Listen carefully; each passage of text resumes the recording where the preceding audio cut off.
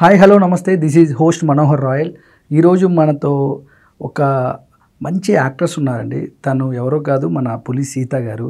సినిమాల్లో ఒక తల్లిగా, చెల్లిగా, అక్కగా, భార్యగా, వదినగా, అత్తగా ఇలా చెప్పుకుంటూ పోతే ఎన్నో, అంటే ఒక ఫ్యామిలీకి సంబంధించిన ఒక ఫ్యామిలీ రోల్స్ చేస్తూ వెండి తెరపైన అలరిస్తున్న మన యాక్ట్రెస్ పులి సీత గారు మనతో ఉన్నారు.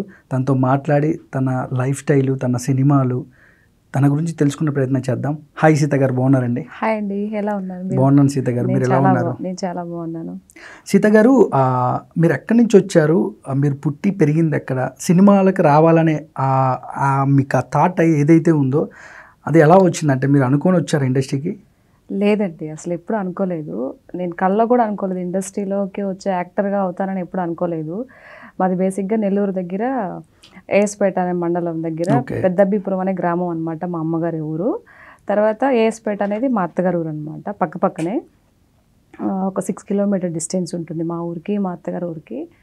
అక్కడ పుట్టి పెరిగాను. సో మేము హైదరాబాద్ వచ్చిన కొత్తల్లో అనుకోకుండా ఇండస్ట్రీ, బేసిక్గా సింగర్ అవ్వాలనుకున్నాను, అనుకోకుండా యాక్టర్ అయిపోయాను. నాకు కూడా తెలియదు ఎలా అయ్యాను. ఒక రైతు కుటుంబం అంటే మీది బ్యాక్గ్రౌండ్, ఒక ఫార్మర్ ఫ్యామిలీ. అవును, మీ హస్బెండ్ రైతు. అవును, కానీ ఇండస్ట్రీకి సంబంధం లేదు కదా? అసలు సంబంధం లేదు. అంటే బ్యాక్గ్రౌండ్ ఎవరు లేరు మాకు. అంటే ఇండస్ట్రీకి సంబంధించిన వాళ్ళు కానీ ఎవరు లేరనమాట. సో నా అంతటగా నేనే వచ్చాను. సీత గారు, దాదాపుగా మీరు ఒక 30 నుంచి 40 మూవీస్ చేసి ఉంటారా? అంత అన్ని చేయలేదండి. ఒక 20-25. ఎస్. ఈ 25 మూవీస్లో అంటే మీ కొన్ని చేసిన క్యారెక్టర్లు ఉండొచ్చు, ఎడిటింగ్లో పోయి ఉండొచ్చు. అవునండి, అంటే లెక్కలో ఉండేటి ఇవి, ఇంకా లెక్కకు లేనిది చాలా దాదాపుగా ఒక 30 to 40 ఉంటాయి. అంటే ఇవన్నీ రిలీజ్ అయిన మూవీస్, ఇప్పుడు చేస్తున్న మూవీస్. మనం ఇంకా కొన్ని మూవీస్ రిలీజ్ కాకుండా మధ్యలో ఆగిపోయి ఉంటాయి కదా, అవి చాలా చేసాం అనమాట. చాలా సినిమాలు అలా చేసి ఆగిపోతారు కదా మధ్యలో. అవును. కానీ ఇండస్ట్రీ వైపు వెళ్తున్నప్పుడు మీ ఇంట్లో సపోర్ట్ కానీ ఎలా ఉండేది? నాకు మెయిన్ సపోర్ట్ వచ్చేసి నా ఫ్యామిలీ అండి. నా ఫ్యామిలీ నాకు బ్యాక్ బోన్ లాంటిమాట. సో రిలేటివ్స్లో ఎవరు సపోర్ట్ చేయకపోయినా, సో మెయిన్గా చెప్పాలంటే 2 వ్యక్తులు. బేసిక్గా అందరికీ అమ్మా నాన్న చేస్తారు. నాకు అమ్మా నాన్న ఉన్నారు, వాళ్ళ జీవితం వాళ్ళది. సో నాకు ఇండస్ట్రీలో ఇప్పుడు రావడానికి, ఇంత ధైర్యంగా మాట్లాడడానికి, ఇంత ధైర్యంగా ఒక ఆడపిల్ల ముందుకు దూసుకోవడానికి కారణం, నాకు 18 ఏళ్ళకి మ్యారేజ్ అయింది. తర్వాత ఇప్పుడు నా పెళ్ళై 15 సంవత్సరాలు అవుతుంది. ఇంత ధైర్యంగా ఉండడానికి, ఇంత ధైర్యంగా మాట్లాడడానికి ఒక వ్యక్తి ఉన్నాడు. ఆ వ్యక్తి నా హస్బెండ్, నా భర్త ఉదయ్ కుమార్. తర్వాత నేను ఇంత తొందరగా ఇండస్ట్రీలో ఉండడానికి, మేము హైదరాబాద్ వచ్చిన తర్వాత ఇంత బాగా డెవలప్ అవ్వడానికి కారణం ఇంకొక 2 వ్యక్తులు. అది ఎవరో కాదు, మా అత్తమ్మ, మామయ్య. సో నా లైఫ్ ఈరోజు ఈ పొజిషన్లో ఉన్నాను అని అంటే వాళ్ళ ముగ్గురికి, నా హస్బెండ్కి, మా అత్తకి, మా మామయ్యకి అండ్ నా పిల్లలకి, వాళ్ళు పెట్టిన ఇది. ఈరోజు నేను ఈ పొజిషన్లో ఉన్నానంటే వాళ్ళు ఎవరు సపోర్ట్ చేయకపోయినా ఈరోజు నా లైఫ్ లేకపోతుండే. నాకు బయట ఎవరితో సంబంధాలు, ఇంకా రిలేటివ్ సపోర్ట్ చేశారా, వాళ్ళు సపోర్ట్ చేశారా, వీళ్ళు సపోర్ట్ చేశారా అంటే నాకు నథింగ్. నా ఫ్యామిలీ నాకు వెనుకున్నారు. అన్నిటికన్నా ముందు నా భర్త ఉన్నాడు, తర్వాత నా పిల్లలు ఉన్నారు. అర్థం చేసుకునే పిల్లలు నా పిల్లలు అసలు బంగారాలండి. మామూలుగా చెప్పాలంటే చాలామంది పిల్లలు అల్లరి చేస్తారు, నా పిల్లలు అల్లరి చేస్తారు, మమ్మల్ని అర్థం చేసుకుంటారు. కానీ చాలామందికి పులి సీత అంటే ఇన్స్టాగ్రామ్లో దాదాపుగా 3,50,000 మంది ఫాలోవర్స్ ఉన్నారు మీకు. అంటే మీరు ఒక ఇన్ఫ్లుయెన్సర్గా, అంటే సినిమాలో ఎక్కడ కూడా మీరు పోస్ట్ చేయరు ఇన్స్టాగ్రామ్లో, మీరు ఒక ఇన్ఫ్లుయెన్సర్గానే చూస్తున్నారు. కానీ పులి సీత అంటే ఒక జై జానకి నాయక, వినయ విధేయ రామ, F2, F3, అంటే ఇప్పుడు సక్సెస్ సినిమాలు ఎన్నో సినిమాల్లో మీరు చేశారు. బట్ మీకు తెలిసిన వాళ్ళు మాత్రం ఐడెంటిటీ చేస్తారు మీ రోల్. అవును, చేస్తారు. ఇండస్ట్రీలో ప్రతి ఒక్కరికి తెలుసండి, మేనేజర్ దగ్గర నుంచి కో డైరెక్టర్లు వీళ్ళంతా అందరికీ తెలుసు. నేనంటే ఎవరు తెలుసు అంటే, మనం ఒక 100% తీసుకుంటే ఒక 50% బయట పీపుల్కి తెలుసు, మిగతా వాళ్ళకి తెలియదు అనమాట. అందరికి తెలియాలని కూడా లేదు కదా. కొంతమంది మూవీస్ చూడొచ్చు, చూడకపోవచ్చు. సో మీరెవరో తెలియదు అన్నంత మాత్రాన మనం బాధపడకూడదు. ఎందుకు అని అంటే, ఏమో అది ఒకవేళ వాళ్ళు మేము పలానా దగ్గర చేసాము అని అంటే అప్పుడు వాళ్ళకి గుర్తు ఉండొచ్చు కదా. సో తెలియలేదు అన్న మాత్రం చాలా మంది మేము యాక్టర్స్ కదా తెలియదు అంటే కొంతమంది ఫీల్ అవుతారు. సో సో మనకు అట్లేం లేదండి. కానీ అందరి యాక్టర్స్ లాగా కాకుండా పులి సీత మైండ్ సెట్ కూడా, సీత గారి మైండ్ సెట్ కూడా చాలా డిఫరెంట్గా ఉంటుంది. తనలో ఇంకో కోణం కూడా ఉంది. అంటే తన హెల్పింగ్ నేచర్ అవ్వచ్చు, మీ ఫ్రెండ్స్కి అవ్వచ్చు, మీ ఊర్లో చాలామందికి అవ్వచ్చు. మీరు హెల్పింగ్ అంటే మీ దగ్గర ఒక 50,000 ఉంటే అందులో ఒక 40,000 లేదంటే 50,000 కూడా హెల్పింగ్ చేసే నేచర్ మీకు ఉందని కూడా మీ ఫ్రెండ్స్ ద్వారా నేను విన్నాను. అంటే హెల్పింగ్ నేచర్ అంటే మనకు ఫస్ట్ మనకైతే డబ్బులు ఉండాలి కదా ఫస్ట్. అవునండి, కరెక్టే. కానీ బట్ అది నాకు ఎట్లా వచ్చిందేమో నాకు తెలీదు. సో ఎవరైనా వచ్చి బాధపడుతూ ఇట్లా ఉంది అని అంటే నాకు పూనకాలు వచ్చేస్తాయి. అంటే తర్వాత నాకు పిల్లలు ఉన్నారు, పెద్దవాళ్ళు ఉన్నారు, అత్త మామ ఇద్దరు పెద్దవాళ్ళు ఉన్నారు, వాళ్ళు చూసుకోవాలి, అమ్మ నాన్నలు కూడా పెద్దవాళ్ళే, వాళ్ళకి కొంచెం హెల్ప్ చేయాలి. ఇట్లా ఇట్లా అనిపించదు ఎందుకనో. మనం సంపాదించాలి, బయట వెనకేసుకోవాలి అంతా అట్లా అనిపించదు. టక్కన ఎవరన్నా వచ్చారు అంటే ఆన్ ది స్పాట్లో మన దగ్గర ఉన్నాయంటే ఇచ్చేస్తాను. అదేంటో ఆ మైండ్ సెట్ నేను, అది మరి దేవుడు ఇచ్చాడు, అది నా బై బర్త్ వచ్చిందండి నాకు. అందుకే ఇంత మంచి స్నేహితులను అవ్వచ్చు, మిమ్మల్ని అభిమానించే మీ సర్కిల్ అవ్వచ్చు. అంటే ఇప్పటికీ పులి సీత అంటే ఒక పాజిటివ్ వైబ్, అది చాలా మందికి రాదు. అంటే మీ ముందు ఎలా మాట్లాడినా వెనక కూడా పాజిటివ్గా ఉంటుంది. ముందు పాజిటివ్, వెనక పాజిటివ్, అది గ్రేట్. కానీ ఇండస్ట్రీలో కొంచెం కమిట్మెంట్లని ఇవన్నీ వింటూ ఉంటాం. అంటే మీరు ఇండస్ట్రీ రాకముందు మీ నోటి దాకా వచ్చాయా, మీ బ్రెయిన్ దాకా? లేదండి, నేను ఎప్పుడు వినలేదు. మామూలుగా చాలా మంది, నేను కూడా అప్పుడు స్టార్టింగ్లో విన్నాను కమిట్మెంట్స్ అది ఇది అని చెప్పేసి. చాలా మంది అప్పుడు గొడవలు చేశారు సైరా సినిమా టైంలో. అట్లా చాలా అమ్మాయిలు మీడియా ముందుకు వచ్చి ఎందుకు ఉంటుంది అట్లా. కానీ ఒక మీది ఒక పద్ధతి గల ఫ్యామిలీ, అంటే బాగా చదువుకొని మీరు డిగ్రీ మంచి చదువు చదివారు. ఇండస్ట్రీ అంటే సంబంధం లేని ఫీల్డ్. అంటే ఇక్కడ డిఫరెంట్ వ్యక్తులు ఉంటారు. మీరు క్యారెక్టర్గా అందరూ మంచోళ్ళు ఉండరు, అందరూ. ఎప్పుడన్నా మీ దాకా వచ్చాయా అంటే కమిట్మెంట్లు కానీ ఇవి మీ దాకా? లేదండి, అసలు అట్లా ఏం లేదు. మరి ఎందుకు అట్లా కొంతమంది అమ్మాయిలు అట్లా బయటకు వచ్చి ఎందుకు మాట్లాడతారో తెలియదు. కమిట్మెంట్లు ఎందుకు అడుగుతారు? ఒకవేళ ఎవరో ఒకరో ఇద్దరు ఎవరన్నా అడిగితే దానికి నో చెప్పొచ్చు కదా. దానికి వాళ్ళ దగ్గరికే వెళ్ళి నువ్వు కమిట్మెంట్ ఇస్తేనే నేను ఇస్తేనే నువ్వు నాకు ఇస్తాను అంటావు. అట్లా వాళ్ళని బ్లేమ్ చేసి బయటకు వచ్చి బ్యాడ్గా మాట్లాడడం ఎందుకు? ఇండస్ట్రీలో అట్లా ఏం లేదండి. టాలెంట్ ఉన్నవాడికి డెఫినెట్గా ఎప్పటికైనా సక్సెస్ వస్తుంది. అది 1 year 2 years ఈవెన్ 10 years, ఒక్కొక్కరు 10-15 ఏళ్ళకు కూడా సక్సెస్ వచ్చుండే వాళ్ళు ఉన్నారు. కానీ చాలా మంది వెనుతిరిగి వెళ్ళిపోవడం, అంటే ఏదో చేద్దామని వచ్చి వీళ్ళు యాక్టింగ్ కానీ సినిమాలు రాక, వాళ్ళు మైండ్ సెట్ సరిగ్గా లేకండి. మైండ్ సెట్ సరిగ్గా ఉండదు. ఇప్పుడు నాకంటే ఇప్పుడు నా భర్త ఉన్నాడు. నేను ఫస్ట్ ఇండస్ట్రీకి వెళ్ళినప్పుడు నా వెనకతల నా భర్త ఉండే, ఇలా వెళ్ళాలిరా, ఇలా వెళ్ళాలి, ఇలా మాట్లాడాలి. సో ఇప్పుడు ఒక మూవీ ఆఫీస్కి వెళ్తాను, మేనేజర్తో ఇలా మాట్లాడాలి అంటే మగాడితో ఎలా మాట్లాడాలి తను నేర్పించాడు నాకు. సో మనం ఎంతవరకు మాట్లాడితే అంతవరకు వాళ్ళు కూడా అలానే ఉంటారు. మనం కొంచెం ఓవర్గా మాట్లాడితే వాళ్ళు కూడా ఓవర్గా బిహేవ్ చేస్తారు. ఇది మనుషులు ఎట్లుంటాయి, కలియుగం కదండి. ఒక అమ్మాయి క్లోజ్గా మాట్లాడుతుందనంటే ఎవరైనా అలాగే మాట్లాడతారు కదా, వాళ్ళది తప్పే ఉంది. సో మన మాటల్లో పొదుపు చూసుకోవాలి. అంతేగాని అది కాకుండా మన బిహేవియర్ని పక్కన పెట్టేసి ఇండస్ట్రీలో కమిట్మెంట్ అడుగుతారు, ఆ డైరెక్టర్ అడుగుతాడు, ఈ డైరెక్టర్ అడుగుతారు, అదంతా రాంగ్. అసలు ప్రొడ్యూసర్లు అసలు వాళ్ళకి సంబంధమే ఉండదు. వాళ్ళు ఎంతసేపటికి ఏ పేమెంట్లు ఎవరికి ఇవ్వాలి ఈ బడ్జెట్ చూసుకునే ఇదిలోనే ఉంటారు తప్పితే వాళ్ళ అమ్మాయిలతో అసలు ఎందుకు చేస్తారండి? వాళ్ళకి ఏం అవసరం? వాళ్ళ ఇంటి దగ్గర భార్యలు లేరా? అందరికీ ఉంటారు కదా. ఎక్కడ అంటే ఎవరు ఇలాంటి రూమర్స్ స్ప్రెడ్ చేస్తున్నారు ఇండస్ట్రీ మీద అనుకో. కొందరు మరి ఏమో కర్మగాలి వాళ్ళకేమో అలా తగిలాయేమో. ఇప్పుడు అలా తగిలి వాళ్ళు ఆ విధంగా బిహేవ్ చేశారేమో, లేదంటే కావాలని ఇలా ఇండస్ట్రీ గురించి మాట్లాడుతున్నారేమో తెలీదు. కమిట్మెంట్స్ అంటారు. నాకైతే ఎక్కడ ఎదురుపడలేదండి, వాస్తవం చెప్తున్నాను. నేను ఇప్పటికి ఇది 8th year రన్నింగ్ నాది. సో నేనేం ఫేస్ చేయలేదే, హ్యాపీగా మూవీస్ చేసుకుంటూ పోతున్నాను. నాకు తగిన రోల్ ఏదన్నా వస్తే నన్ను పిలుస్తున్నారు. ఇండస్ట్రీలో మంచిగా అన్ని మైత్రి మూవీస్ కానీ అన్ని మూవీ బ్యానర్ల వాళ్ళు పిలుస్తున్నారు, కాల్ చేస్తున్నారు, నాకు సూటబుల్ అయితే ఓహో ఈ రోల్కి ఈ అమ్మాయి చేస్తుంది, ఈ అమ్మాయి బాగుంటుంది, యాప్ట్ అయితే డెఫినెట్గా ఇస్తారు. ఇప్పుడు ఒక డైరెక్టర్ ఉంటారండి, అతను కష్టపడి కథ రాసుకుంటాడు, ఆ రోల్కి ఎవరు కనెక్ట్ అవుతారో అదే చూసుకుంటారు. ఈవెన్ ప్రొడ్యూసర్ కూడా ఈ డైరెక్టర్ గారు ఎవరిని చూస్ చేశారో వాళ్ళనే పెట్టుకోవడానికి వాళ్ళకి చెప్తారు. అంతే తప్పితే ఇప్పుడు నాకెందుకు ఇవ్వలేదు అని అంటే, ఇప్పుడు నేను అందంగా ఉంటాను, హైట్ ఉన్నాను, వెయిట్ ఉన్నాను, నాకు ఇవ్వలేదు అని అంటే అది రాంగ్ కదా. వాళ్ళకి అనిపించాలి కదా. ఎవరైతే కష్టపడి కథ రాసుకుంటాడో, డైరెక్టర్ ఎంత పని చేస్తాడు, ఎంత కష్టం ఉంటుందంటే అతనికి ఒక మూవీ ఒక ప్రొడ్యూసర్ ఒప్పుకోవాలంటే తను ఎంత కష్టపడతాడు కదా. తన స్టోరీ రాసుకోవాలి, నీట్గా చెప్పుకోవాలి, ప్రొడ్యూసర్ని ఒప్పించాలి, ఇంత బడ్జెట్ పెట్టాలి, నమ్మకం తన స్టోరీ మీద ప్రొడ్యూసర్కి నమ్మకం కలిగించాలి. ఇన్ని ఉన్నప్పుడు ఇంక మధ్యలో కమిట్మెంట్స్ ఎక్కడ అడుగుతాడు అతను మూవీ ఇదిలోనే ఉంటాడు. నా మూవీ తీయాలి, నేను బాగా తీయాలి, మంచిగా సాంగ్స్ చేయాలి, మంచిగా ఎమోషన్ పండించాలి, మంచి కామెడీకి పండించాలి, రేపు తెర మీద వేసినప్పుడు అందరూ ప్రేక్షకులు ఈ మూవీని చూసి ఆదరించాలనే కాన్సెప్ట్తో ఉంటాడు. కాబట్టి ప్రతి ఒక్క డైరెక్టర్, చిన్న డైరెక్టర్ కానీ పెద్ద డైరెక్టర్ కానీ ఎవరైనా అదే కాన్సెప్ట్తో ఉంటారు. కానీ ఈ కమిట్మెంట్లు గోల్ ఏంటంటే నాకు అర్థం కాదు. ఎందుకు అట్లా మన ఇండస్ట్రీని మనమే ఎందుకు గబ్బు చేసుకుంటామో అర్థం కాదు. అవును, ఇక్కడ ఉండి కూడా అంటే ఇందులో వర్క్ చేస్తూ మరి ఆ విధంగా కమిట్మెంట్లు అడిగి ఉంటే మరి ఇన్నేళ్ళు నేను ఎట్లా సర్వే అవుతాను ఇండస్ట్రీలో? అవ్వను కదా. నా పని నేను చేసుకుంటున్నాను, షూటింగ్ ఉంటే షూటింగ్ వెళ్తున్నాను, పిల్లల్ని చూసుకుంటున్నాను, అత్తమామలు చూసుకుంటున్నాను, భర్తను చూసుకుంటున్నాను, అమ్మ నాన్న అందరం చూసుకుంటాను కదా. నేను ఒక్కదాన్ని ఇన్ని పనులు చేస్తున్నాను, నాకు ఎక్కడ డిసప్పాయింట్ కలగలేదే, మరి ఎవరు నన్ను డిస్టర్బ్ చేయలేదే.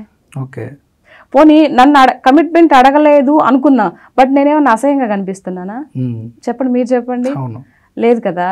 అదంతా మనం బిహేవ్ చేసే దాన్ని బట్టి, మన బిహేవియర్ని బట్టి అవతల వాళ్ళు ఉంటారు తప్పితే ఇవన్నీ వాళ్ళు మాట్లాడే మాటలన్నీ వేస్ట్ మాటలండి. ఒకవేళ వాళ్ళకి ఏదన్నా దెబ్బ ఏదన్నా తగిలి వాళ్ళు పర్సనల్గా ఏదన్నా ఇంటరాక్ట్ అయ్యి ఉండి ఒకవేళ అయ్యి ఉంటే తప్పితే ఈ కమిట్మెంట్స్ ఇట్లాంటి ఇండస్ట్రీ చాలా గొప్పది. ఈ కలమ్మ తల్లి బాగా ఏది అవకాశాలు వచ్చే వాళ్ళని తీసుకుంటుంది, ప్రతిభను గుర్తిస్తుంది. అట్లా ఏం లేదండి. కానీ వ్యక్తులు ఇప్పుడు మీరున్నారు, మీ చుట్టూ కో యాక్టర్స్ ఉంటారు, మీ ఫ్రెండ్స్ అవ్వచ్చు, లేడీస్ కానీ అందరూ ఉంటారు కదా. ఇప్పుడు సీత చాలా తక్కువ టైంలో వచ్చి సినిమాలు చేసుకొని మనకంటే మేము వెనకున్నా ఇది ముందుకు వచ్చి తిను వెళ్ళిపోతుంది అని కొన్ని నెగిటివ్ వైబ్రేషన్స్ కానీ అంటే మీ దాకా వస్తూ ఉంటాయా? మీ చుట్టుపక్కల మీ ఫ్రెండ్స్ కానీ కొందరు అనుకుంటూ ఉంటారు. ఇప్పుడు నాకన్నా ముందు ఉండే వాళ్ళు ఉంటారు కదా, వాళ్ళు అనుకుంటారు అంటే మా రోల్స్ అంటారు, అక్క నువ్వు మాకన్నా వెనకొచ్చా అక్క, ఈరోజు మంచిగా వెళ్తున్నావు. బట్ వాళ్ళు నాకు ఆల్ ది బెస్ట్ చెప్తారు. పోనీ అక్క నువ్వన్నా ముందుకు వెళ్తున్నావు అంటే వాళ్ళు పైకి లోపల ఎలా ఉంటుందో మనకు తెలియదు, కానీ పైకి మటుకు బాగా నవ్వుతూ ఆల్ ది బెస్ట్ అక్క, అదక్క ఇదక్క అని చెప్తూ ఉంటారు. సో నాకన్నా ముందు ఉండేవాళ్ళు. సో అట్లా అని చెప్పేసి నాకు తెలిసిన ఎవరైనా అవకాశం ఉండి ఇప్పుడు ఒక రోల్కి నేను వెళ్తాను, అక్కడ మీకు ఎవరైనా తెలిసిన ఫ్రెండ్స్ ఎవరైనా ఉందంటే నేను నాకు తెలిసిన వాళ్ళంటే రిఫర్ చేస్తాను, లేదంటే నాకు ఎవరు తెలియదండి అని చెప్పేస్తాను. సింపుల్ అనమాట. తప్పకుండా అవకాశాలు అనేవి వస్తాయండి, వెయిట్ చేయాలి. ఇప్పుడు వెంటనే రాగానే మనకి ఇచ్చి అందరం ఎక్కించి కూర్చోబెట్టరు. అది వచ్చినప్పుడు అవకాశం వచ్చినప్పుడు దాన్ని మనం యూటిలైజ్ చేసుకోవాలి అని నేను అనుకుంటా. సో నాకు డెఫినెట్గా అవకాశాలు వస్తున్నాయి, ఇంకా మంచి పొజిషన్ కూడా వెళ్తాను, నాకు ఆ నమ్మకం ఉంది. ఇండస్ట్రీలో అసలు బ్యాడ్ అనేది లేదు, ఎక్కడో ఒక మూల ఉన్నా కూడా దాన్ని పట్టించుకోవాల్సిన అవసరం లేదు. 100% తీసుకుంటే ఒక 10% ఎక్కడన్నా ఉందేమో, అది దాన్ని పక్కన పెట్టేద్దాం. మిగతా 90% ఎందుకు నువ్వు గుర్తించవు? సక్సెస్ అయిన వాళ్ళని ఎందుకు ఎంతమంది సక్సెస్ అయ్యారు? వాళ్ళంతా లేడీస్, ఎంతమంది మన ఇండస్ట్రీలో పెద్దవాళ్ళు అవ్వలేదా? కానీ ఇండస్ట్రీలో తెలుగు యాక్టర్స్కి అంటే తెలుగు వాళ్ళకి స్కోప్ ఉండటం లేదు. బాంబే నుంచి, చెన్నై నుంచి, బయట నుంచి ఆర్టిస్టులను తీసుకొచ్చుకుంటున్న తెలుగు వాళ్ళకి ఎందుకు స్కోప్ ఇవ్వడం లేదని కూడా ఎక్కువగా వినపడుతున్న లైన్ ఇది. ఇప్పుడు ఓకే, అలా అంటున్నారు. ఓకే, తెలుగు వాళ్ళకి అవకాశాలు ఇస్తే మంచిదే. మా తెలుగు వాళ్ళలో కూడా బాగా టాలెంట్ ఉండే అమ్మాయిలు ఉన్నారు, మంచిగా హైట్ వెయిట్ ఫిజిక్ మెయింటైన్ చేస్తూ ఒక మంచి హీరోయిన్ కావాలనుకునే అమ్మాయిలు ఉన్నారు, ఒక మంచి క్యారెక్టర్ ఆర్టిస్ట్గా బిల్డ్ అవ్వాలనుకునే వాళ్ళు ఉన్నారు. మన వేలో మనం అనుకుంటాం. బట్ ఒక డైరెక్టర్ ఒక ప్రొడ్యూసర్ వాళ్ళు వేలో ఏమనుకుంటారు? ఇప్పుడు ప్రొడ్యూసర్ థీమ్ ఏంటి? నేను ఒక ₹1 కోటి ఇన్వెస్ట్మెంట్ చేస్తే నాకు 2 కోట్లు రావాలని తను అనుకుంటాడు. సో ఆ ఇదిలో వాళ్ళు పలాని ఎక్కడో మూవీస్ చూసుంటారు, తను బాగా యాక్ట్ చేసిందిరా ఆ మూవీలో, సో ఒకసారి అమ్మాయిని ట్రై చేద్దాం, తప్పలేదు కదా. దాన్ని వాళ్ళ విషయాన్ని మనం ఎక్కువగా తెలుగు వాళ్ళకి అవకాశాలు అంటే ఇది ఎక్కువగా వినపడుతున్న లైన్, చాలా మంది ఫీల్ అవుతున్న అంశం కూడా ఉన్నాయి. అంటే అందరు, నేను కూడా వింటున్నాను బయట నుంచి ఎక్కడో తెచ్చుకోవాలి. ప్రొడ్యూసర్ వేలో కూడా ఆయనే కరెక్ట్, అంటే వాళ్ళు డబ్బులు పెట్టేది అంతే కదా. ఆయన ఎంత కష్టపడి బయట వడ్డీలకు తెచ్చో మరి ఏం చేసో మరి లక్షల కోట్లు పెడతాడు కదా. మరి ఆయన పెట్టినప్పుడు ఆయన ఒపీనియన్ కూడా ఆయన గౌరవించుకోవాలిగా. డైరెక్టర్ చెప్పాలిగా. డైరెక్టరు లేదంటే నేను పలానా అమ్మాయిని పెడదాము అని చెప్పేసి అనుకున్నాను అనుకో, ఇప్పుడు సపోజ్ పలానా సీతాని పెడదామని చెప్తాడు అనుకో డైరెక్టరు. ప్రొడ్యూసర్ ఉండి ఆ సీత కాదు ఇంకో గీతాన్ని పెడదాము, ఆ అమ్మాయి అయితే బాగుంటుంది అని అంటాడు. వచ్చినట్టు డైరెక్టర్ గారు ఆయన చెప్పినట్టు ఒప్పుకోవాలి. లేదు అని అంటే ఒకవేళ డైరెక్టర్ గారు చెప్తే అప్పుడు డైరెక్టర్ని వాల్యూ చేసే వాళ్ళు ప్రొడ్యూసర్లు ఉంటారు, ప్రొడ్యూసర్ మాటని విలువ ఇచ్చే వాళ్ళు డైరెక్టర్లు కూడా ఉంటారు. ఇప్పుడు అందరూ అలా డిపెండ్గా ఉంటారనమాట. లేదండి నేను ఈ రోల్కి ఈ అమ్మాయి అయితే బాగుంటుంది, సీత అయితే బాగా యాక్ట్ చేస్తుంది, ఆ అమ్మాయిని అనుకుంటున్నాను అని డైరెక్టర్ చెప్పారనుకో, okay then you can go అంటారు ప్రొడ్యూసర్. సో వాళ్ళు తెలుగు వాళ్ళకి అవకాశాలు రాలేదు అనుకుంటే మరి ఇంతమంది తెలుగు యాక్టర్స్ మేమందరం బతుకుతున్నాంగా, మరి మాకందరికి అవకాశాలు వస్తున్నాయిగా, వస్తాయి. కాకపోతే కొందరు ఓపిక పట్టలేరు. ఓపిక పట్టాలి. సీత గారు, ఇప్పుడు మీరు చాలా సినిమాలు చేశారు. ఇప్పుడు మీరు బాగా అంటే మీకు ఇష్టమైన డైరెక్టర్ ఇంకా ఈ డైరెక్టర్ నేను చెప్పిన డైలాగ్కి నాకు మంచి బెస్ట్ కాంప్లిమెంట్ ఇచ్చారు అన్న సినిమాలు ఏమైనా ఉన్నాయా? అది F3 మూవీలోనే. F3 మూవీలో చేసేటప్పుడు అనిల్ సారు, డైరెక్టర్ అనిల్ రావుపూడి గారు, తర్వాత అందరూ అక్కడ రోహిణి మేడమ్ వీళ్ళందరూ ఉన్నారు కదా, అదే వెంకటేష్ గారికి పేరు రోహిణి సంథింగ్ తెలియదు నాకు, ఆ పిన్ని క్యారెక్టర్ చేస్తారు కదా ఆవిడ అన్నారు, ఏంటమ్మా నువ్వు ఈ రోల్లోనే సిగ్గుపడుతూనే ఉంటావా? ఆవిడ 2 రోజులు వస్తే 2 రోజులు కూడా అలాగే ఉంది, ఈ అమ్మాయి ఇదే క్యారెక్టర్ లో ఉంటుందండి, వచ్చినప్పటి నుంచి చూస్తున్నాను, ఇంకా పక్కకి ఏమనట్లేదు, అదే సిగ్గుపడుతుంది అని చెప్పేసి బాగా చేస్తున్నాం అని చెప్పేసి ఆ మూవీలో పెద్దవాళ్ళు మెచ్చుకోవడం అయితే అట్లా జరిగినప్పుడు వెంకటేష్ గారి కాంబోలో కూడా మీరు చేశారు. వెంకటేష్ గారు అసలు సచ్ ఏ నైస్ పర్సన్ అండి, ఎంత మంచిగా మాట్లాడతారు వెంకటేష్ గారు, వెరీ గుడ్ డైరెక్టర్. అంటే అనిల్ రావుపూడి గారి డైరెక్షన్లో చేశారు కదా, అంటే అనిల్ గారి నుంచి ఏమన్నా కాంప్లిమెంట్స్ కానీ? అనిల్ సార్ చెప్తారు, బాగా చేసావంటే బాగా చేసావరా అని చెప్తారు. ఇంకేదన్నా కొంచెం సరిగ్గా ఎక్స్ప్రెషన్ ఇవ్వలేదు అనుకో, అది చెప్తాడు వచ్చి దగ్గరికి వచ్చి, లేదు ఇలా చేయమ్మా అని చెప్తారు, మంచిగా చెప్తారు. బోయపాటి గారి డైరెక్షన్ లో కూడా మీరు 2 సినిమాలు. బోయపాటి సార్ డైరెక్షన్ లో నేను జై జానకి నాయక నా ఫస్ట్ పిక్చర్, పాపం నాకు ఫస్ట్ అవకాశం ఇచ్చింది ఆయనే, బోయపాటి గారే. ఆయన కృతజ్ఞతలు తెలుపుకుంటున్నాను. అంటే ఇండస్ట్రీకి రావడానికి ఫస్ట్ పరిచయం అయిన ఫస్ట్ మాట్లాడిన వ్యక్తి ఎవరైనా ఉంటే బోయపాటి సార్. ఆ తర్వాత ఆయన కూడా కొన్ని విషయాలు చెప్పారు అప్పుడు, ఇది ఓకే ఇలా ఉండాలి, ఇలా యాక్ట్ చేయాలి, మంచి ఫేస్ని, ఇది ఫ్యూచర్లో నీకు మంచిగా అవకాశాలు వస్తాయమ్మా, మంచిగా నువ్వేదో అప్పుడు జాబ్ చేస్తున్నాను నేను, జాబ్ చెయ్యి, సో నా మూవీలో అవకాశం ఇస్తానని చెప్పి ఫస్ట్ టైం అయినా కూడా మంచిగా మాట్లాడారు. దాని తర్వాత జై జానకి నాయక తర్వాత అందులో ఒక లెక్చరర్ క్యారెక్టర్ చేశాను. తర్వాత వినయ్ విదేరామ ఒక బయట ఇది ఒక ఊర్లో రాజస్థాన్ అటు సైడ్ ఆ గెటప్లు అనమాట, అక్కడ ఇచ్చారు. అండ్ తర్వాత ఇంక మళ్ళీ నేను చేయలేదు సార్. కానీ చిన్న రోల్స్ చేస్తున్నప్పుడు మీకు ఏమన్నా అంటే అసంతృప్తి ఏమైనా ఉంటుందా?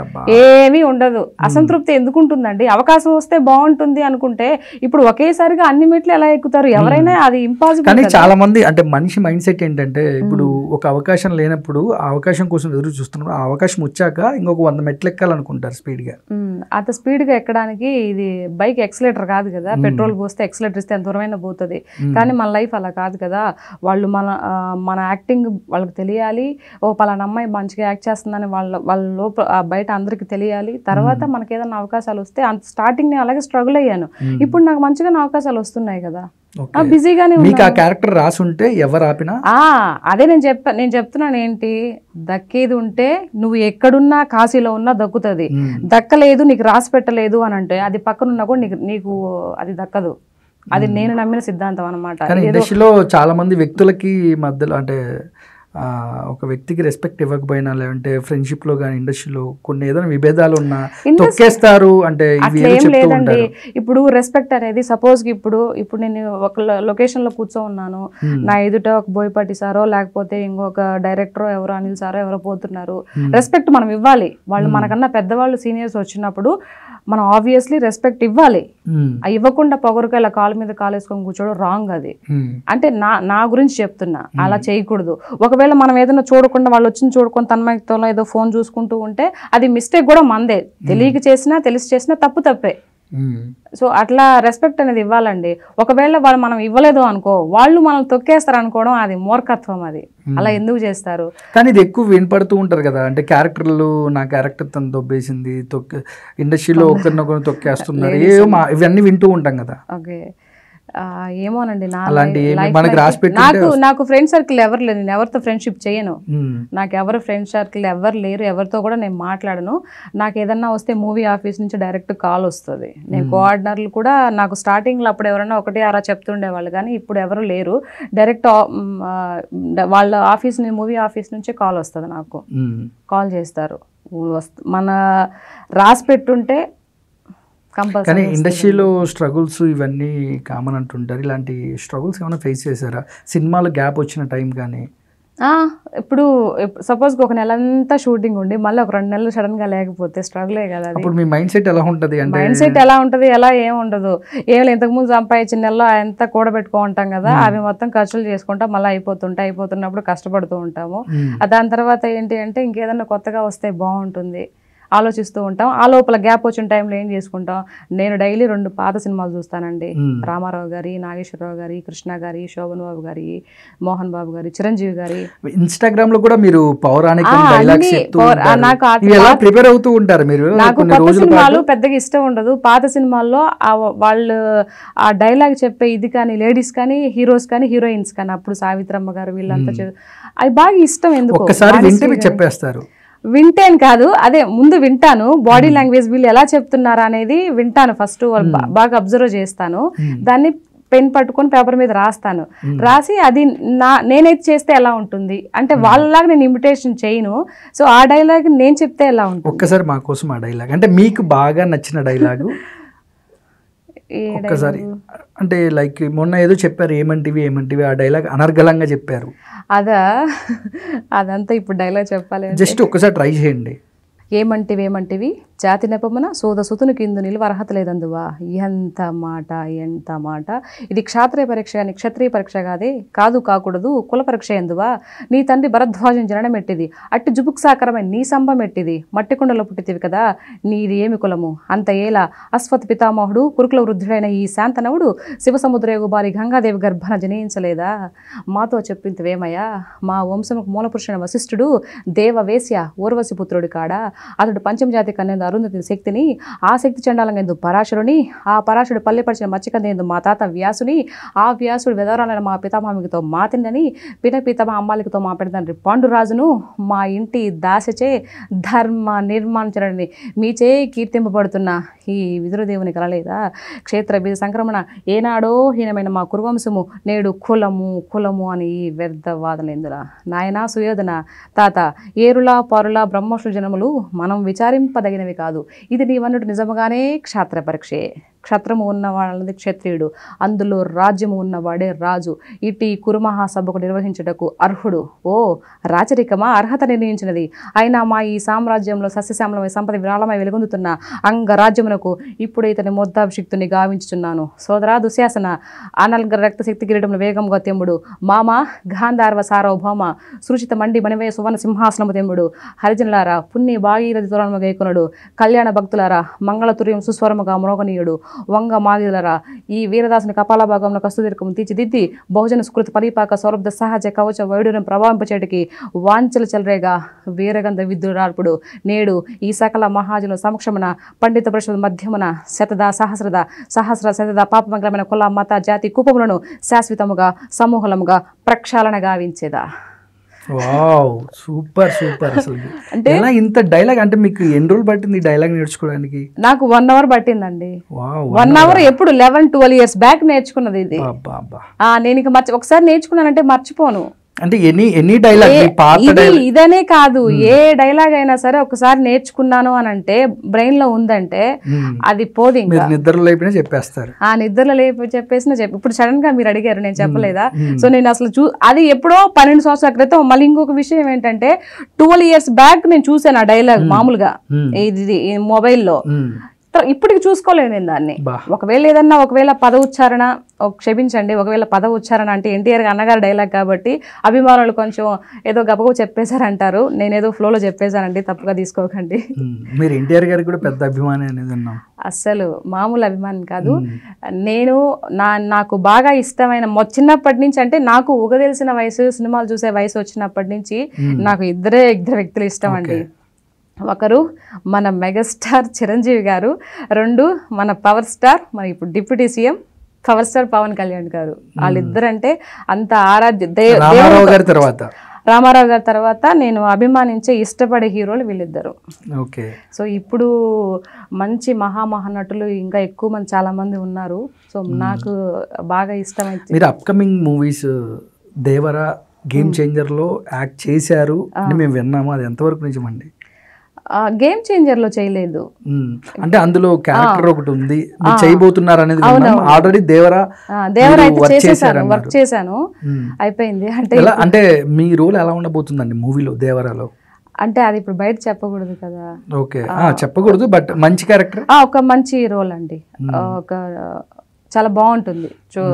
మీరు ఫస్ట్ స్క్రీన్ మేము చూసినప్పుడు ఓ సీత మంచి రోల్ చేసింది, బాగా పండించింది, కదా ఇచ్చిన దానికి న్యాయం చేసింది అన్నట్టు. కొరటాల శివ గారు అంటే మీకు ఏమైనా కాంప్లిమెంట్ ఇచ్చారా దేవరాలో? మీరు చెప్పారండి నాకు, లొకేషన్ లో అంతా అయిపోయిన తర్వాత ప్యాకప్ చెప్తారు కదా, సార్ నమస్తే సార్ వస్తాను సార్ అంటే, చాలా బాగా చేసామమ్మా, ఆల్ ద బెస్ట్ అని చెప్పారు. అసలు నా కోసంగా సెకండ్ టేక్ నేను చేయలేదు, ఓన్లీ సింగిల్ టేక్ లోనే చేశాను. ఒకవేళ ఏదైనా లెన్స్ ఏమన్నా అక్కడ ఒకవేళ సరిగ్గా లేక కెమెరామెన్ అట్లా ఏమన్నా తీసుకున్నాను తప్పితే నా వైపు నుంచి ఇది ఇట్లా చెప్పమ్మా అట్లా అని చెప్పాను దగ్గర నుంచి సార్ సెట్ లో ఎన్టీఆర్ గారు ఇంకెవరెవరు ఉన్నారండి సెట్ లో? నేను ఆ రోజు చేసినప్పుడు ఎన్టీఆర్ గారు లేకపోతుండే, అసలు ఉంటారని చెప్పేసి వెళ్ళాను ఎన్టీఆర్ గారు చూద్దామని, బట్ నాకు అవకాశం రాలేదు. మీకు ఆర్టిస్టులు ఎవరు లేరు అక్కడ, అంటే మెయిన్ లీడ్ గా? ఉన్నారు, హిమజ గారు ఉన్నారు, హరితేజ గారు ఉన్నారు, ఆ తర్వాత శ్రీకాంత్ గారు ఉన్నారు. శ్రీకాంత్ గారు హీరోయిన్ జాహ్నవి కపూర్ గారు ఉన్నారు, వీళ్ళందరూ కాంబినేషన్లు అనమాట. నాకు హిమజ గారు వీళ్ళంతా వేరే హీరోయిన్ కాంబినేషన్లు అనుకుంటా.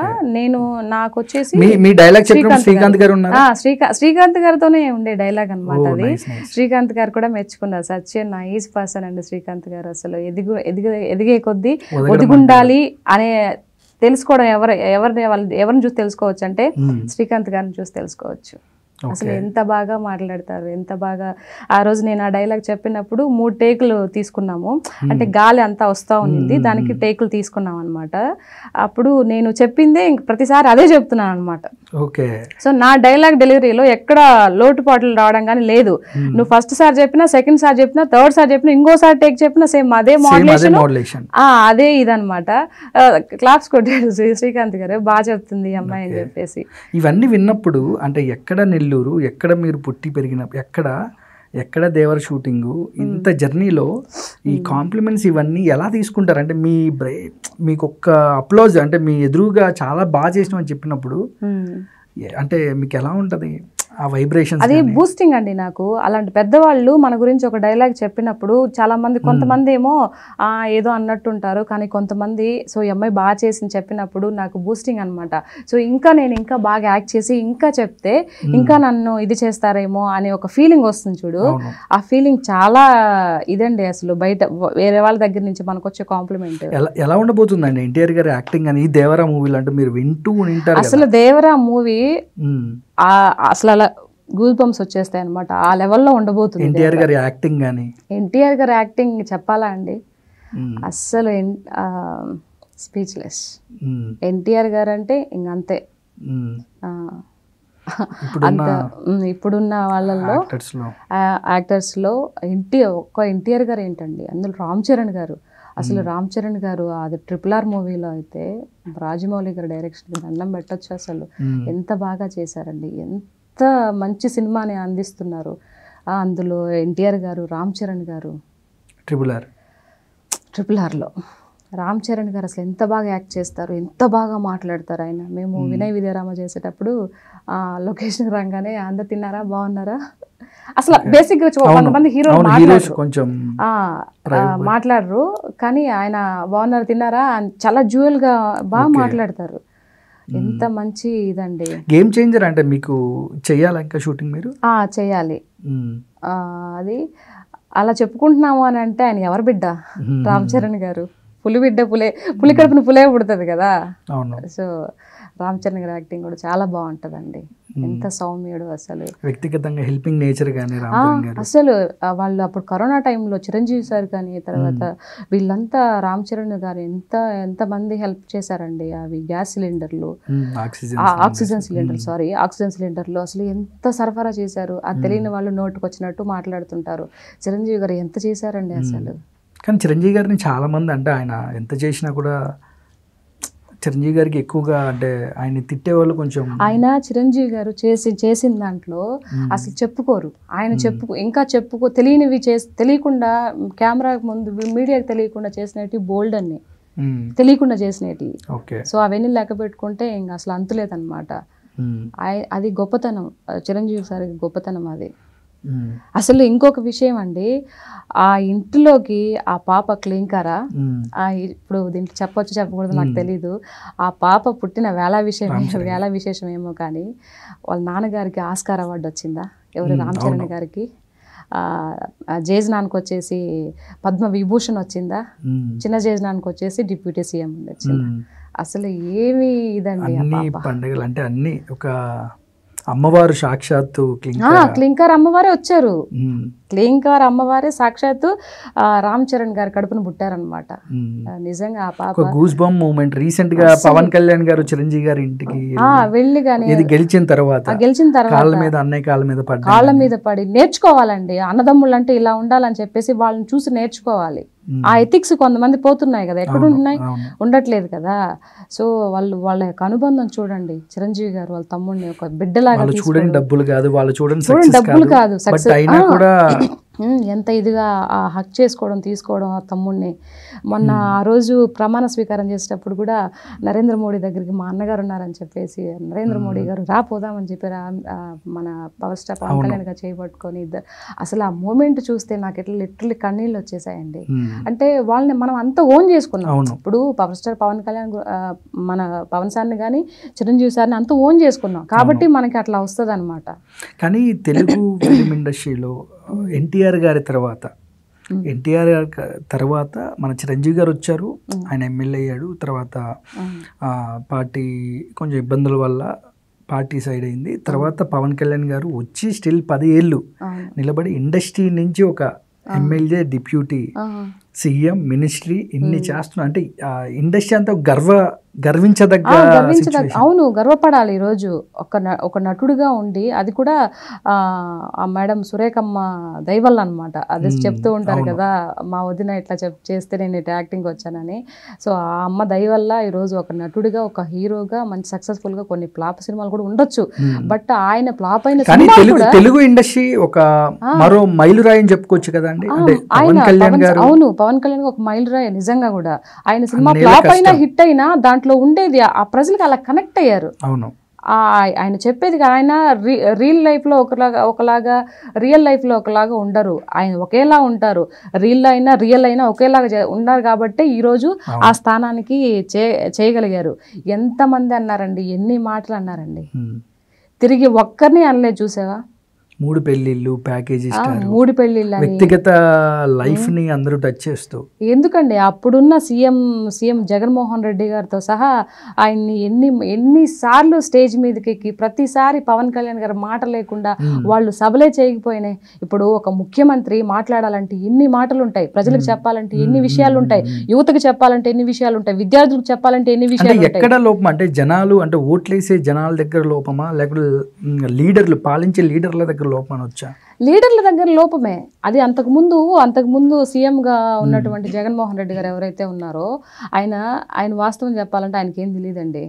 ఆయనకి తెలియదు. కానీ ఎందుకు అంత అంటే 11 సీట్లకే జగన్మోహన్ రెడ్డి గారు పరిమితం అయిపోయారు అనుకోవచ్చు. అది చెప్పాలి అంటే మనకి రాజకీయం చెప్పే అనుభవం లేదు. నాకు తెలిసిన అనుభవంలో ఒక చిన్న విషయం చెప్తాను. 11 సీట్లకి అనంటే అంతకు ముందు ఒకసారి ఓడిపోయారు కదా. జగన్మోహన్ రెడ్డి గారు పథకాలు ఇచ్చారు అంటే అమ్మ ఒడి అని, జగనన్న పథకాలు అంటే విద్యా దీవెన, నాకు తెలిసి చాలా పథకాలు జనాలకి ఇచ్చారు. జనాలు కూడా డబ్బులు తీసుకున్నారు. పథకాల మీదే జనాలు ఓట్లేస్తారని వైసీపీ అనుకుందేమో బహుశా. ఓకే, ఆ పథకాలు ఇచ్చారు, ఇచ్చినట్టు ఇచ్చి మళ్ళీ తీసేసుకున్నారు కదా, అదే కదా ఇప్పుడు అసంతృప్తి కలిగింది. అక్కడ చిన్న లాజిక్ నువ్వు కానీ ఇప్పుడు అంటే వైసీపీలో ఉండే అంటే ప్రజెంట్ రోజా గారు అవ్వచ్చు, కొడాలి నాని గారు, పేర్ని నాని, అంటే చాలా మంది మినిస్టర్లు ఎవరైతే ఉన్నారో ప్రెస్ మీట్లలో కూడా ఆ పవన్ కళ్యాణ్ గారి వ్యక్తిగత జీవితం అవ్వచ్చు, చంద్రబాబు నాయుడు గారి గురించి అవ్వచ్చు, నారా లోకేష్ గారి గురించి అవ్వచ్చు, పదే పదే మాట్లాడుతూ, అంటే శాఖల గురించి కాకుండా వ్యక్తిగత జీవితాల గురించి మాట్లాడుతూ, వాళ్ళకి వ్యక్తిగత జీవితాల గురించి మాట్లాడకపోతే వాళ్ళకి పొద్దు పోదనమాట. అంటే మాట్లాడడానికి వేరేది ఏమి లేక, వాళ్ళు చేసింది ఏమి లేక వాళ్ళ మీద ఇవన్నీ జగన్ గారికి అంటే ఇవన్నీ మైనస్ అని చెప్పొచ్చు. ప్రోత్సహించారు కాబట్టి అది 100కి 200% మైనస్ అయింది కాబట్టి ఈ రోజు 11 సీట్లతో కూర్చోబెట్టారు. లేకుండా ఉంటే ఇప్పుడు మన బాబు గారు ఉన్నారండి, బాబు గారు ఎవరైనా మన పార్టీలో అక్కడ ఉండే వాళ్ళు ఎవరైనా ఇప్పుడు నాయకులు అరే తరే మాట్లాడి అరే ఇది మాట్లాడితే ఆయన ఊరుకుంటారా? పక్కకు పిలిచి వార్నింగ్ ఇస్తాడు. మనం మాట్లాడేది పద్ధతిగా మాట్లాడాలి, ఒకవేళ చెప్పినా కూడా మనం పద్ధతిగానే చెప్పాలి తప్పితే ఇలా రాంగ్ గా అట్లా ఇట్లా మాట్లాడొద్దు అని చెప్తారు. అట్లా కాకపోతే అంతమంది ఉన్న సభలో కూర్చొని నాకు మర్చిపోని సంఘటన అండి అది. ఆ రోజు బాబు గారు వెళ్ళిపోవడము, అది లోకేష్ గారి పుట్టుక గురించి మాట్లాడారు చూడు, నేను అప్పుడు వీడియో కూడా చేసి పెట్టాను. అది కూడా చాలా ఇదైపోయింది ఆ వీడియో కూడా. నాకు భలే కోపం వచ్చింది. అందరు నవ్వుతున్నారు. ఇప్పుడు అదే నవ్వు మీకు వచ్చే కర్మ ఎవరిని వదిలిపెట్టదండి. ఈ రోజు కాకపోయినా కంపల్సరీ అది తగులుతుంది అనమాట. అట్లా అనకూడదు, తప్పు. ఇప్పుడు నిన్ను కూడా ఎవరైనా ఇప్పుడు నీకు 2 కూతుర్లు పుట్టారు, నీకు పుట్టారా అని చెప్పేసి మాట్లాడితే ఎలా ఉంటది? జగన్మోహన్ రెడ్డి గారిని ప్రశ్నిస్తే అలా టీడీపీ వాళ్ళు ఏమైనా అన్నారా? తప్పు, అనకూడదు అట్లా. పవన్ కళ్యాణ్ ఎంత హింసించారండి మానసికంగా. పాపం వాళ్ళ ఇళ్ళలో పిల్లకాయలను పెట్టుకొని భార్యలు వాళ్ళని కూడా తీసుకొని వచ్చి ఎన్ని మాటలు మాట్లాడారు. ఎక్కడ ఒక్క మాట కూడా మాట్లాడలేదు. ఎక్కడ ఒక్క మాటైనా మాట్లాడా పాపం పవన్ కళ్యాణ్ గారు? ఎంత ఓపికతో ఉన్నారండి. కానీ ఆయనకి ఇండస్ట్రీ సపోర్ట్ అంటే ఎవరి సపోర్ట్ లేని టైంలో కూడా ఆయన నిలబడినాడు. ఎవరి సపోర్ట్ లేని టైంలో కూడా నిలబడి, అందుకే కదా ఈరోజు అందరూ సెల్యూట్ చేస్తున్నారు. ఎవరి సపోర్ట్ లేకపోయినా కూడా ఒక్కడే ఒంటరిగా పోరాటం చేసి ఈరోజు. కానీ గెలిచాక అందరు వస్తారు, మనతో కష్టాల్లో ఉన్నప్పుడు ఎవరైతే ఉంటారో వాళ్ళే మన వాళ్ళు అంటారు. అవును, కానీ పవన్ కళ్యాణ్ గారు పవన్ కళ్యాణ్ గారికి అంటే బయటికి మనకు కనిపించకపోవచ్చు, కానీ వెనకాతల ఉండి చేసేవాళ్ళు ఉంటారు కదా, అట్లా మనం అట్లా కూడా ఆలోచించవచ్చు కదా.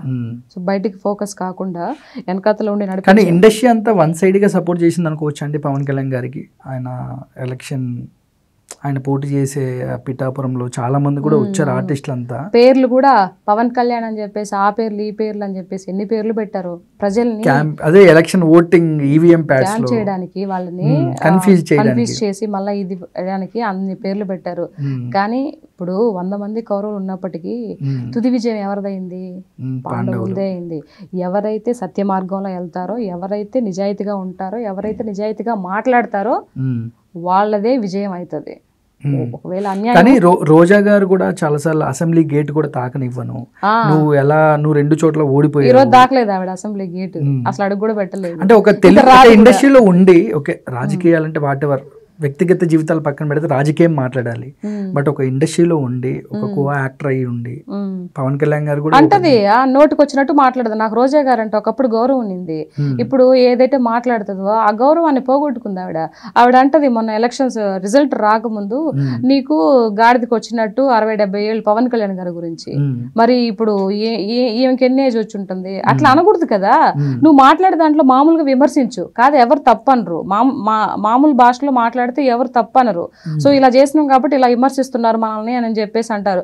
ఎంతసేపటికి గాడిదలు గుర్రాలు అని చెప్పేసి నువ్వు వేరే భాషలో సంబోధిస్తే ఆవిడ పదజాలం అంత వరస్ట్ గా ఉంటుందండి. ఆ వీడియో కూడా పెట్టినా నేను, నాకు కోపం వస్తుంది. కానీ ఇన్స్టాగ్రామ్ లో మీరు వైసీపీకి నెగిటివ్ గా అంటే ఎలక్షన్స్ రిజల్ట్స్ రాకముందు కూడా మీరు ఒక రీల్ చేసి పెట్టారు, దానికి చాలా మంది నెగిటివ్ కామెంట్స్ వచ్చాయి. అంటే మీరు కూడా నవ్వుతూ వైసీపీ గెలవద్దు ఏదో చెప్పారు.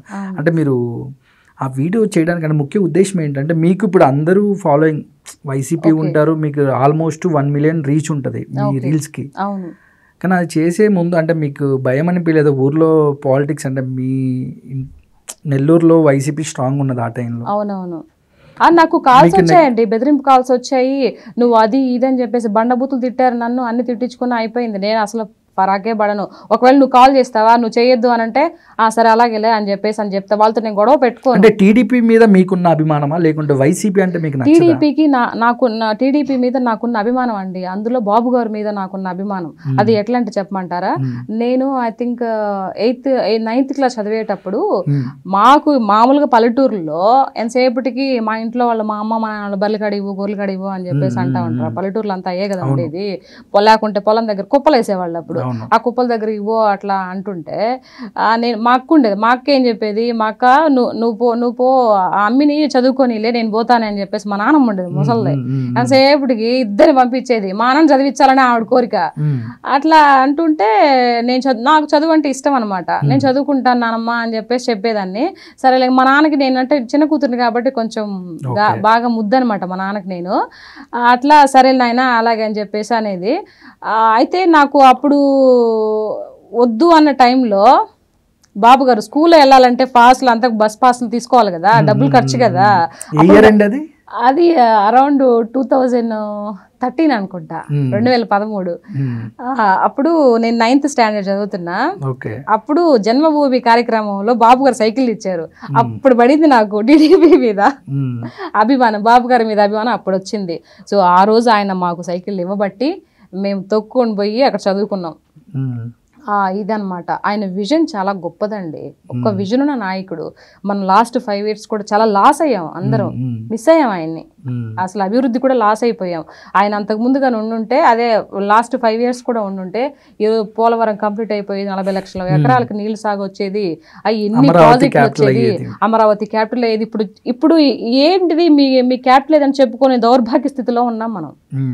రీసెంట్ గా రిషికొండ మీద కూడా జగన్ గారి ప్యాలెస్ చాలా అంటే విజువల్స్ బయట ఆయన జగదీష్ ఆయన 30 అంటే దాదాపుగా ఒక టబ్బు 40 లక్షలు పాత టబ్బు అంటే ప్రజాస్వామ్యం.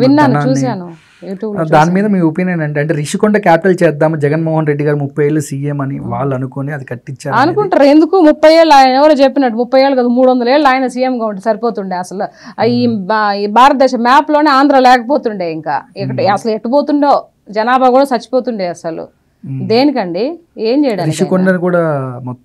రిషికొండని అసలు ఎంతో మంచి కొండ, ఋషులు ఉన్న కొండ అంట అది, అందుకే రిషికొండ అని పేరు వచ్చిందండి. నాకు సరిగ్గా తెలియదు దాని గురించి. అంత కొండల్ని అంత పర్యావరణాన్ని అంతా కొట్టి అదేం మాట్లాడితే మీరు జూబ్లీ హిల్స్ లో బంజారా హిల్స్ లో మీ అన్న వాళ్ళు ఇల్లు కట్టించుకోవాలని మాట్లాడుతుంది ఈ రోజా గారు. అలా మాట్లాడతారు. ఒక కొండకి మొత్తం బోడి గుండు కొట్టించి ఇల్లు కట్టడాలు కట్టడానికి ఒక బాగా డెవలప్ అయిన ఒక నగరంలో ఇల్లు కట్టుకోవడానికి తేడా లేదా? దానికి దీనికి తేడా తెలీదా?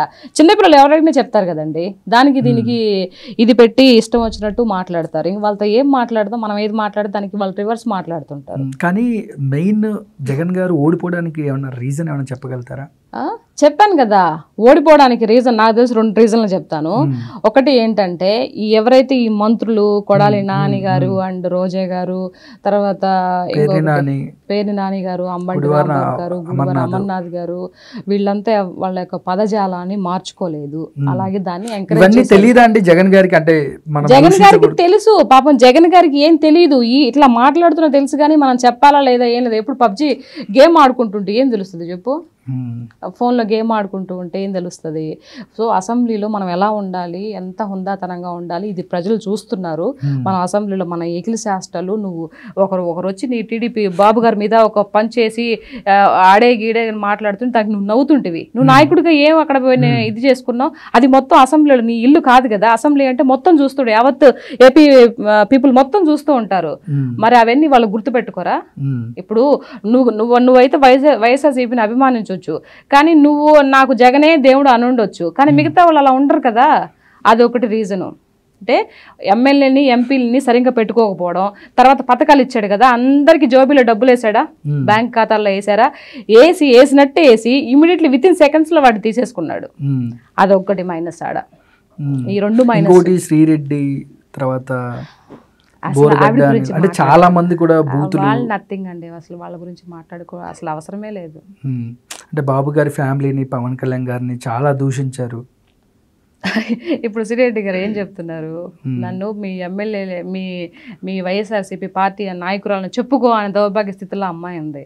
ఓ తెగ అరిచేసి గిరిచేసి ఆయన కిరీటం పెట్టారా పిల్లకి, అమ్మాయికి కిరీటం ఏమైనా పెట్టారా? లేదు కదా. పాప మా అమ్మాయి కూడా అమ్మాయి తరపున అందరిని తిట్టి నానా గందరగోళం చేసింది. మరి అందరూ అనుకుంటారు అమ్మాయికి డబ్బులు ఇచ్చారో ఇవ్వలేదో, అది ఆ అమ్మాయికి తెలుసు, వాళ్ళకి తెలుసు. నాకు తెలిసి అమ్మాయి తిట్టినందుకు వాళ్ళు ఏమి ఇచ్చుడరండి వాస్తవంగా. ఈ అమ్మాయి ఏంటంటే నాకు జగన్ అన్న అంటే అభిమానం కాబట్టి నా వంతు నేను చేసుకుంటున్నాను అన్న లెక్కలో అమ్మాయి మాట్లాడింది తప్పితే ఆ అమ్మాయికి ప్యాకేజ్. కానీ ఇప్పుడు మీరు వైసీపీ నేను మాట్లాడారు, జగన్ గారిని పబ్జీ అన్నారు, వాళ్ళ మైనస్లు చెప్పారు. అంటే సోషల్ మీడియాలో మళ్ళీ అంటే వాళ్ళు ఈ వీడియో చూశాక మీకు మళ్ళీ అంటే మీ మీద నెగిటివ్ ట్రోల్స్ ఉన్న విషయమే చెప్పాను. దాన్ని బట్టి ఇంక నన్ను ట్రోల్స్ చేస్తే ఏం చేస్తారు, మహా అయితే ఏం చేస్తారు, చంపేస్తారు అంతే కదా. చంపేస్తే ఏదో ఒక రోజు చచ్చిపోవాలి కదండి. దాని కాకపోతే నేను ఈ రోజు టీడీపీ గురించి, వాళ్ళు వైఎస్ఆర్సీపీ గురించి, టీడీపీకి సపోర్ట్గా ఉన్నానని వైఎస్ఆర్సీపీ వాళ్ళ గురించి, జగన్మోహన్ రెడ్డి గురించి ఇలా బ్యాడ్గా నేను బ్యాడ్గా వల్గర్గా ఏమన్నా మాట్లాడానా? ఉన్న విషయం చెప్పాను. ఇలా ఉండుంటే బాగుండేమో అని చెప్పాను. ఒకవేళ అది కూడా వాళ్ళకి నచ్చకపోయి ఈవిడెవరు మాట్లాడాల్సింది వేసేసేయండి అది అన్నారు అనుకో, మహా అయితే చంపేస్తారు అంతే కదా. చంపేని ఈ రోజు కాకపోతే 10 ఏళ్ళ తర్వాత పోవాల్సిన వాళ్ళమే కదా. భయం లేదంటే నెగిటివ్ కామెంట్స్ కానీ లేదంటే సోషల్ మీడియాలో నెగిటివ్ కామెంట్స్ వచ్చినా నేను పట్టించుకోను. నాకు భయం అనేది లేదండి. ఫస్ట్ భయం అనేది ఉంటే ఇంత పెద్ద మహానగరంలో ఎక్కడో మారుమూల గ్రామంలో ఉన్న నేను ఇక్కడికి వచ్చి ఇంత ఇది ఉండను. నేను ధైర్యంగా చెప్పాను కదా స్టార్టింగ్లో, ధైర్యంగా మాట్లాడడానికి నా భర్త చెప్పిన మాటలు, నా భర్త ఎంత పద్ధతిగా చెప్తాడు అని అంటే ఆయన దగ్గర నుంచి నేర్చుకున్నా నేను. చాలా సౌమ్యుడు అండి, ఎంత బాగా మాట్లాడారు. ఫ్యామిలీ మీద మీకున్న గౌరవం, విలువలు. నా ఫిలిం ఇది ఒక క్యారెక్టర్ ఆర్టిస్ట్గా ఇది ఒక లైఫ్ అయితే 100%లో ఇది నాకు 20% అయితే మిగతా రిమైనింగ్ 80% నా ఫ్యామిలీ. నా ఫ్యామిలీతో నేను ఎక్కువ ఇదిలో ఉంటాను అనమాట. మిగతా నాకేం పట్టదు. ఇంకా ఒక పక్క నా పిల్లలు, నా అత్త, నా మామ, నా భర్త, నా ఇది ఇన్స్టాగ్రామ్లో మీరు అన్ని రీల్స్ కానీ చేస్తూ ఉంటారు, రీచ్ ఎక్కువ ఉంటుంది. చాలా చక్కగా హుందాగా ఒక ఫ్యామిలీలో అక్క, చెల్లి, తల్లి అంటే ఎక్కడ మీ డ్రెస్సింగ్ స్టైల్ కానీ మారకుండా అలా చూస్తూ ఉన్న వాళ్ళు చాలామంది. అంటే మీ రీల్స్కి మీరు సాంగ్స్ కానీ మీ రీల్స్ పెడుతూ ఉంటారు కదా, అంటే నెగిటివ్ కామెంట్స్ వచ్చినప్పుడు అవన్నీ ఎలా తీసుకుంటారు? మీకు ఎందుకులే అవసరమా, ఇంట్లో ఏదో పని చేసుకోవచ్చు కదా, ఇలాంటివి కూడా కామెంట్స్ వింటూ ఉంటాం, ఎవరు పెడుతూ ఉంటారు. అవన్నీ తీసుకున్నప్పుడు కొంచెం బూతులు పెడుతూ ఉంటారు కొంతమంది. ఇంకా చాలే మనం ఇన్స్టాగ్రామ్ ఆగిపోదాం ఇట్లా ఏమని అనిపించదా? అబ్బాయి అసలు వాళ్ళెవరు, వాళ్ళకి నా మీద ఆధిపత్యం వాళ్ళకి ఎలా ఇస్తారండి? వాళ్ళు ఏదో ఒక బరబర ఒక మెసేజ్ నేను తిట్టినంత మాత్రం నేను వెనక్కి వెళ్ళిపోతే, మరి ఇప్పుడు నేను పుట్టి పెరిగి ఇంత స్థాయికి వచ్చిందని మరి నేనేమవ్వాలి? ఇంత కష్టపడి ఇంత స్థాయికి వచ్చి ఒక్క మెసేజ్ వల్ల వెనక్కి ఎలా పోతా నేను? వాడికి అవకాశం ఎందుకు ఇస్తాను? నువ్వేమైనా పెట్టుకో, ఎన్ని మెసేజ్ అయినా పెట్టుకో, నాకేం అసలు ఫరాకే పడదు, నాకు అవసరమే లేదు. చూస్తానా, పెట్టావా, ఒక స్మైల్, ఒక నవ్వుతాను అనమాట, పక్కన దాన్ని అలా డిలీట్ చేస్తే అయిపోతుంది కదా. చాలా సింపుల్. ఏ ప్రాబ్లం వచ్చినా చాలా ఇలా తీసుకోవాలి, దాన్ని బ్రెయిన్కి ఎక్కించుకొని అలా తీసుకోకూడదు, అంతే. సీత గారు ఇంత మాట్లాడుతున్నారు, ఇంత తెలివిగా మాట్లాడుతున్నారు, ఇంత స్మార్ట్గా ఆన్సర్లు ఇస్తున్నారు. సీత గారి లైఫ్లో అంటే ఒక డబ్బులు ఆర్థికంగా కానీ అంటే ఒక ఫ్యామిలీలో ప్రాబ్లమ్స్ ఉంటాయి, స్ట్రగుల్స్ అంటే ఎన్నో ఉంటాయి. అంటే మీరు సినిమాలు చేస్తున్నా మీ బ్యాక్ ఎండ్ ఎన్నో ఉంటాయి. ఇప్పుడు అలాంటివన్నీ వచ్చినప్పుడు అంటే మీరు ఎలాగా హ్యాండిల్ చేస్తారు? మీ ఫ్యామిలీని అవ్వచ్చు, ఇండస్ట్రీ స్ట్రగుల్స్ వచ్చినప్పుడు అంటే మనీ పరంగా స్ట్రగుల్స్ ఎప్పుడు రాలేదండి, అంత పెద్దగా ఏమీ రాలేదు. కొంచెం మాకు ఆత్మకూరులో ల్యాండ్స్ అవి ఉన్నాయన్నమాట. మా హస్బెండ్కి వాళ్ళు జే నాన్నగారు ఇచ్చిపోయినవి, అవి బాగా అమౌంట్ పరంగా బాగా వచ్చాయన్నమాట. 1 CR వరకు వెళ్ళాయి. సో ఆ డబ్బులే ఉన్నాయి కదా. నేను చెప్తున్నాను కదా, నాకు ఇండస్ట్రీలో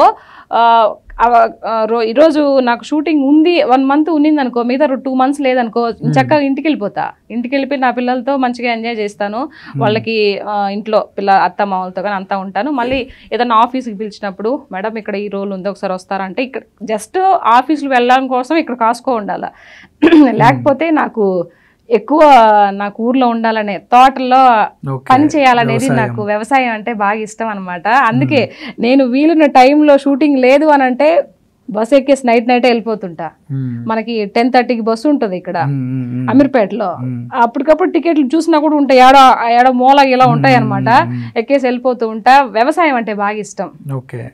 రేపు నా ఇది కూడా ఒకవేళ మహా అయితే ఒక 10 ఏళ్ళు ఇండస్ట్రీలో ఉంటానేమోనండి. తర్వాత పోయి నేను వ్యవసాయమే చేసుకుంటాను. నాకు వ్యవసాయం అంటే ఇష్టం. ఇప్పుడు కూడా ఖాళీ టైంలో ఎవరైనా పెడితే మనుషులు పెడితే అనవసరంగా ఎందుకు కూలీలు అవుతాయి. ఇప్పుడు అన్ని ఆస్తులు అమ్మేసుకోని వస్తే లేపు వెనక బ్యాక్గ్రౌండ్ పిల్లలు ఉన్నారు కదా, అందుకని నేను ఒక పని చేశాను అనుకో, చేసుకున్నాను అనుకో, ఆ రోజు 2 కూలీలు లేకుండా నేనే చేసుకుంటా. పని బాగా చేస్తానండి నేను. వ్యవసాయం చేస్తాను, వంటలు చేస్తాను, కూరలు అన్నీ. ఇంకా అసలు ఇది రాదు అన్నది ఏం లేదు. అన్ని పనులు చేసుకుంటా, అన్ని పనులు నేర్చుకునే వచ్చానమాట. పెళ్లి కాకముందు 18 ఏళ్ళు చేశారు కాబట్టి పెళ్ళైన తర్వాత ఇంట్లో మా అత్తమ్మ వాళ్ళు నేర్పించారు, మా హస్బెండ్ నేర్పించారు. అట్లా వెళ్ళిపోతూ ఉన్నాం. వ్యవసాయం అంటే బాగా ఇష్టం. మా నాన్నని చూసి నేర్చుకున్న వ్యవసాయం. మా నాన్న బాగా కష్టపడతారు, మా అమ్మ కూడా బాగా కష్టపడింది అనమాట వ్యవసాయం రోజు. కానీ ఇండస్ట్రీలో నెక్స్ట్ మీరు ఏ డైరెక్టర్తో సినిమా చేయాలని మీకు ఉంటుంది? నాకా రాజమౌళి గారండి. ఇప్పటి వరకు చేయలేదు నేను రాజమౌళి గారి కాంబినేషన్లో మూవీ ఏం చేయలేదు. సో నేను లైక్ ఆఫీస్ కూడా ఎప్పుడు వెళ్ళలేదు. ఆఫీస్ కాల్స్ ఏం అట్టేం రాలేదు. సో రాజమౌళి సార్ కాంబినేషన్లో ఏదన్నా ఒక చిన్న అవకాశం వస్తే చేయాలని ఉంది. నాకు తెలిసి ఇప్పుడు నెక్స్ట్ జరగబోయే సినిమాలు కానీ నెక్స్ట్ అప్కమింగ్ అన్ని రోల్స్ అన్ని సినిమాలు నాకు తెలిసి మీరే చేస్తారేమో.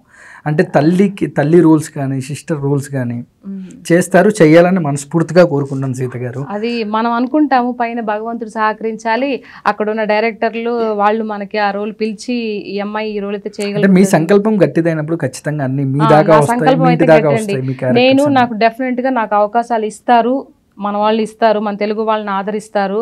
అది అట్లా ఏం లేదు. ఎక్కడ వాళ్ళని వీళ్ళు ముంబై వాళ్ళని తీసుకొచ్చుకుంటున్నారు, నాకు అసలు అసంతృప్తి ఏం లేదండి.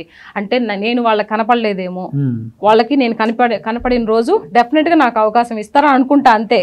నేను ఎప్పుడు ఇట్లాగా వాళ్ళనే ఇస్తారు వీళ్ళనే ఇస్తారంటే ఎవరు చేసే పనిని వాళ్ళని గౌరవిస్తారు. నేను వాళ్ళు పెట్టుకున్నారా అంటే వాళ్ళు అక్కడ ఇది దానికి సంబంధించి వాళ్ళకి అవసరమేమో, అమ్మాయి చేస్తే బాగుంటుంది అనుకుంటున్నారేమో, వాళ్ళ అభిప్రాయాన్ని కూడా నేను గౌరవిస్తాను. సో రేపన్నది నా పేరు ఏదన్నా వస్తే డెఫినెట్గా ఇస్తారని నేను నమ్ముతాను. ఇవ్వకపోయినా పర్వాలేదు, ఈరోజు కాకపోతే నెక్స్ట్ మూవీలో ఇస్తారు, ఏమున్నది. సీత గారు థ్యాంక్ యూ సో మచ్ అండి. పిలిచినమంటే నాకు తెలిసి డైల్ న్యూస్కి ఫస్ట్ ఇంటర్వ్యూ అనుకుంటాను. Thank you so much. మీ విలువైన సమయాన్ని మా ఛానల్కి వచ్చి ఇచ్చినందుకు థ్యాంక్ యూ. మీరు ఇంకా ఎన్నో సినిమాలు చేయాలని మనస్ఫూర్తిగా కోరుకుంటాను సీత గారు. Thank you. Thank you so much అండి.